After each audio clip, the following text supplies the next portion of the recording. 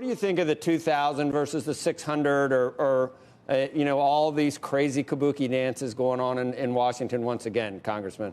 Well, what I think is happening right now, we have a crisis on our hands. That's COVID-19. I don't think we should be pitting any one form of relief against another. There is a lot in this bill that passed and signed into law by the president that's going to help the American people, including unemployment insurance extension, extension of PPPs, the extension that would allow people to stay in their homes and not be evicted. So there's a lot here to celebrate, and I think to look forward to. I do think an additional amount of money would have helped the American people.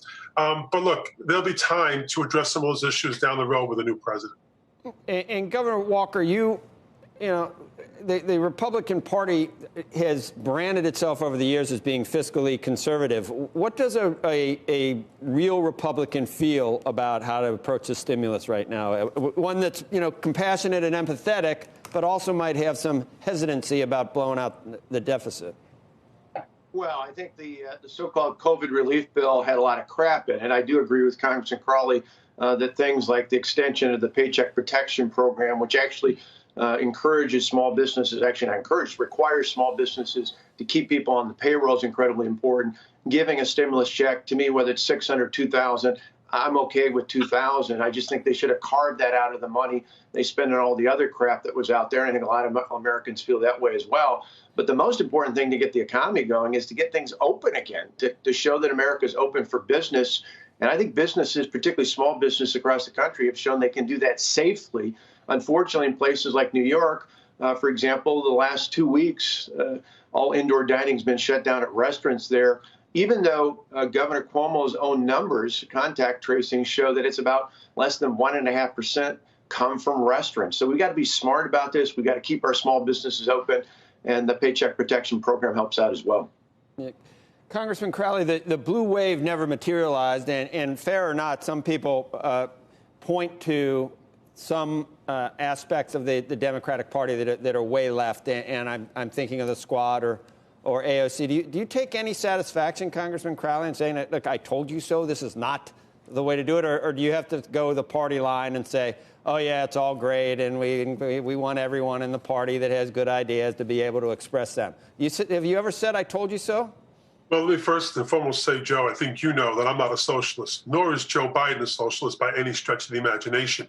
I also think what's important here is how Democrats took control of the House in 2018 was by winning seats in the middle of the country, but in the middle as well. Those are the confrontational seats. There are very few of them, quite frankly. I think even Governor Walker understands that in his own home state. Very few of those seats. Nancy Pelosi knows how she won the House of Representatives, and she knows where she lost seats. Democrats gave some seats back in the 2020 election. The key here is going to be holding on to those seats, those moderate seats, not just in the middle of the country. We have in New Jersey, we have some in New York as well.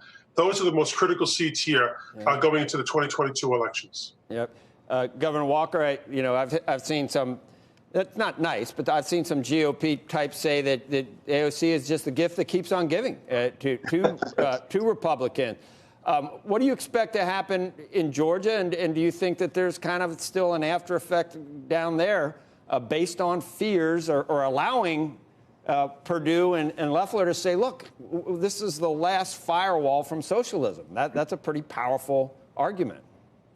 I think it is. I think you're going to see an incredibly close election. It's all going to be about turnout. It's why the president's going to be back there on Monday for a rally, while you've seen the vice president there every week. It's going to be about turnout and about making that case. You mentioned the previous segment talking about Joe Manchin. Let's face it, Joe Manchin, a good guy, but he's a moderate only when it doesn't matter. He took a pass and voted for Kavanaugh before he was up for re-election. He didn't vote for Barrett, even though arguably Barrett was an easier vote to cast. I think that's a compelling argument for both the Republicans running to say to those swing voters, suburban, typically Republican voters, hey, if you want balance, if you want fairness with a Democrat House and a Democrat in the White House, the only way to ensure that is with Republicans in the majority in the United States Senate. I think that's a pretty compelling argument. Shepard Smith here. Thanks for watching CNBC on YouTube.